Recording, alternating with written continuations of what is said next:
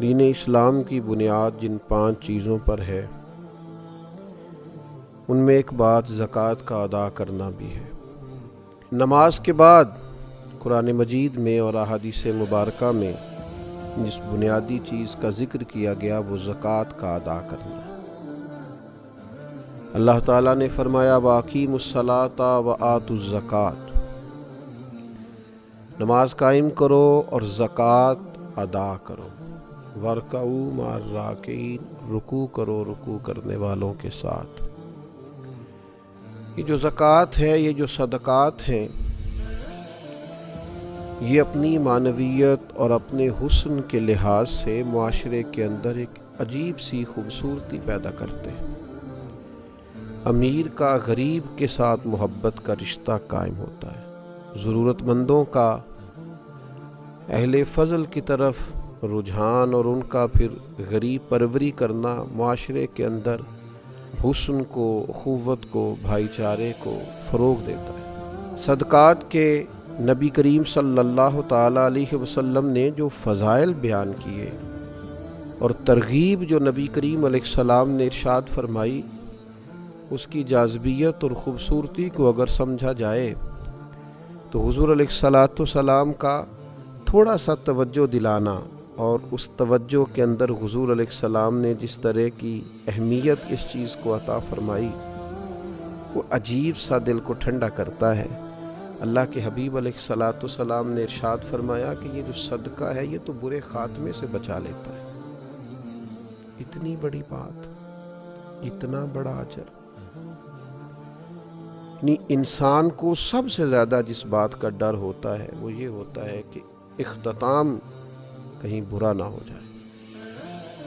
یہ صدقہ ایک ایسی چیز ہے جو سوء خاتمہ سے انسان کو محفوظ رکھتا ہے، اور ارشاد فرمایا کہ صدقہ عمر میں اضافہ کرتا ہے، 70 مصیبتوں کے دروازے بند کرتا ہے۔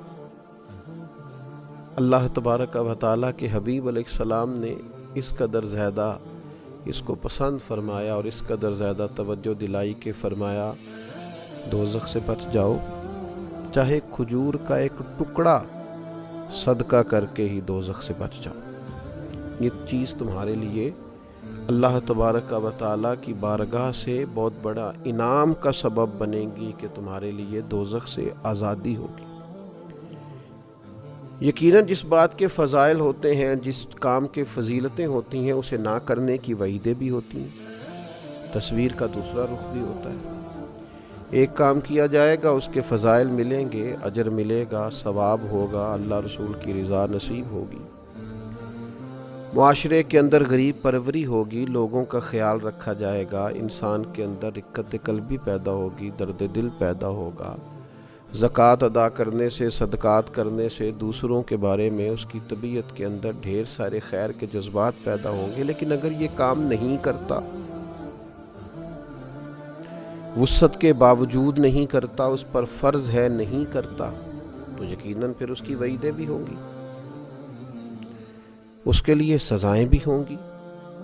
نبی پاک صلی اللہ تعالیٰ علیہ وسلم نے ارشاد فرمایا، سیاستہ میں موجود ہے، فرمایا جس مال کی زکوٰۃ نہیں دی جائے گی وہ زہریلے سانپ کی صورت اختیار کر کے قیامت والے دن انسان کے گلے کا توق بنے گا اور لوگوں کو ڈسے گا، ہوگا وہ مال ہی۔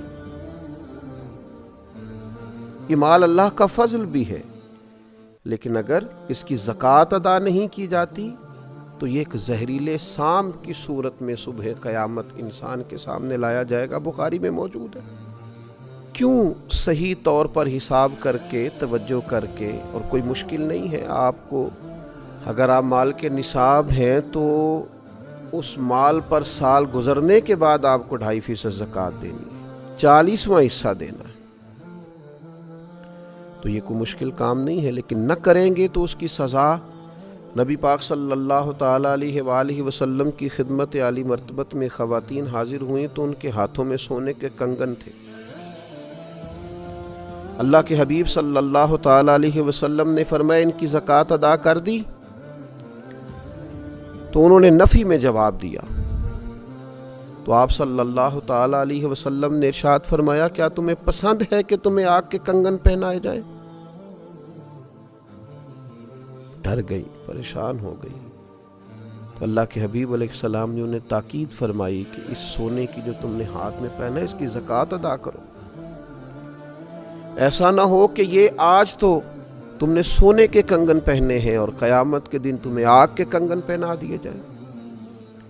تو جو لوگ بھی مالک نصاب ہیں، صاحب استطاعت ہیں اور جن پر زکوٰۃ فرض ہے، وہ اس بات کا اچھی طرح خیال کر لیں کہ یہ زکوٰۃ مال کو پاک بھی کرے گی، فائدہ بھی کرے گی، اللہ کی رضا اور خوشنودی کا باعث بھی بنے گی. اور نہ ادا کریں گے تو ایک تو یہ کہ آخرت کے اندر اس کو یہ والی سزائیں ملیں گی کہ آگ کے کنگن پہنائے جا رہے ہیں اور مال سانپ بنتا جا رہا ہے. حضور علیہ السلام نے یہاں دنیا کے اندر بھی ارشاد فرمایا کہ خشکی اور تری میں جو تمہارا مال ضائع ہوتا ہے وہ زکوٰۃ ادا نہ کرنے کی وجہ سے ہوتا ہے. تو ایک تو بات یہ کہ زکوٰۃ ذمہ داری کے ساتھ ادا کی جائے، اس کام میں کسی قسم کی کوئی کوتاہی نہ کی جائے، کسی سستی کا شکار نہ ہوا جائے، لیت و لالا کا شکار نہ ہوا جائے، بہانے بازی نہ کی جائے. اس فرض کو فرض جانتے ہوئے، انتہائی حساس مسئلہ سمجھتے ہوئے اس کی فوری ادائیگی کا اور احتیاط سے بندوبست کیا جائے. اور پھر یہ کہ اس کے جو آداب ہیں، جو ایک مسلمان کوئی بھی عبادت کرتے ہوئے کچھ آداب کا خیال رکھتا ہے، ان آداب کا بھی پوری طور پہ خیال رکھا جائے. سب سے پہلی بات تو یہ کہ زکوٰۃ حسن نیت سے ادا کی جائے. زکوٰۃ کوئی پتھر پھینکنے والا عمل نہیں ہے کہ جیسے بھی پھینک دیں گے، خوش دلی سے پھینکیں یا بد دلی سے وہ لگ جائے گا. یہ زکوٰۃ تو اللہ کی بارگاہ میں دینی ہے. صدقہ کو پتھر پھینکنے والا عمل تو نہیں کہ جیسے بھی پھینکے لگ جائے گا. یہ تو خالص اللہ کی رضا کے لیے دینی ہے. تو اس کے بارے میں تو قرآن مجید نے فرمایا وَمَا تُنْفِقُونَ إِلَّا ابْتِغَاءَ وَجْهِ اللَّهِ، تم جو کچھ بھی خرچ کرتے ہو اسی لیے تو خرچ کرتے ہو کہ تمہیں اللہ کی خوشنودی حاصل ہو. تو حسن نیت، ارادہ حسین، دیتے وقت اللہ تعالیٰ کی رضا کے لیے خاص جذبہ. ایک بزرگ فرمایا کرتے تھے کہ میں تو جب صدقات دیتا ہوں تو جسے دیتا ہوں اسے اپنا محسن سمجھتا ہوں کہ دیکھو میں اسے دے رہا ہوں، بندے کو دے رہا ہوں اور راضی مجھ سے میرا اللہ ہو رہا ہے. تو حسن نیت پہلی بات. اور دوسری بات، ہر قسم کی تصنع سے بچا جائے، ہر قسم کے ریا سے بچا جائے. یہ دے کر کے اور کسی قسم کا بھی اگر دکھلاوے کا مزاج بنایا جائے یا کسی شخص کو کسی بھی طور پر بتایا جائے تو یاد رکھیے گا حضور علیہ السلام نے فرمایا اللہ قیامت کے دن ارشاد فرمائے گا انہی سے جا کے اجر لو جن کو دکھانے کے لیے تم عمل کرتے تھے. تو تصنع سے پورے طور پر اور مکمل طور پر اجتناب کیا جائے. اور پھر جسے دیا جائے اس پر احسان نہ جتلایا جائے، ایذا نہ دی جائے، تکلیف نہ دی جائے. ہمارے ہاں جس طرح سے لوگ کہتے ہیں آپ ابھی آ گئے، تو میرے سونے کا ٹائم تھا، کل آئیے گا، پرسوں پتہ کر لیجئے گا، ہاں میرا ارادہ بن گیا ہے، آپ صبح وقت پر آ کر لائن میں کھڑے ہو جائیے گا. اللہ تعالیٰ نے جب آپ کو دیا ہے تو اس طرح تھوڑی دیا ہے. معاذ اللہ، آپ ایذا نہ دیں، تکلیف نہ دیں.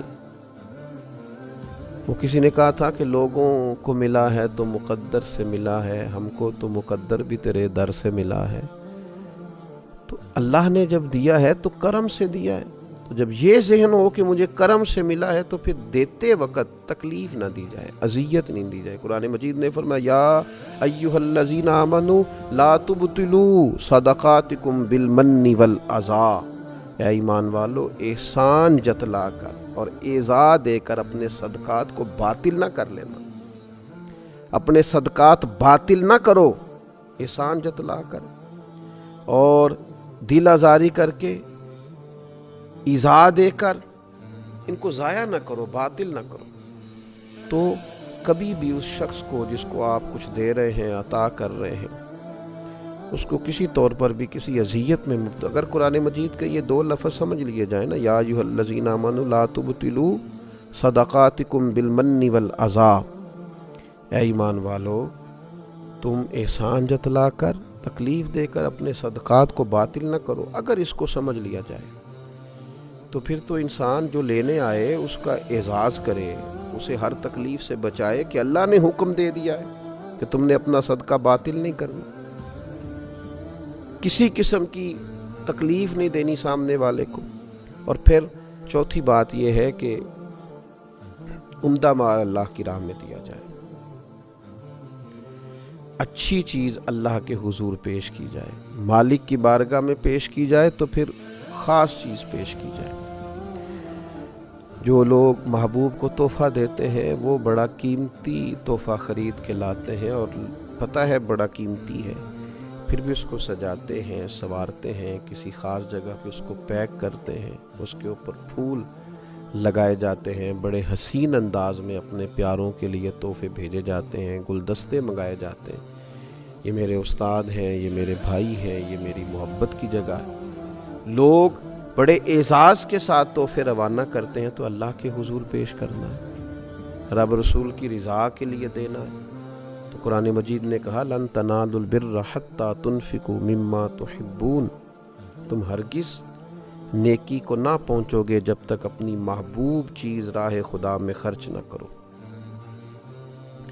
एक शायर ने बड़ी खूबसूरत बात की थी, अगरचे उसने नक्शा तो करबला का खींचा है, लेकिन उसने कहा था, लाश अकबर दी वेख हुसैन के आ, गल यार दी गलो नहीं लाई दिए, दायम सोने मुहम्मद दे नाम उत्तों सोनी चीज़ वारनी चाहिए।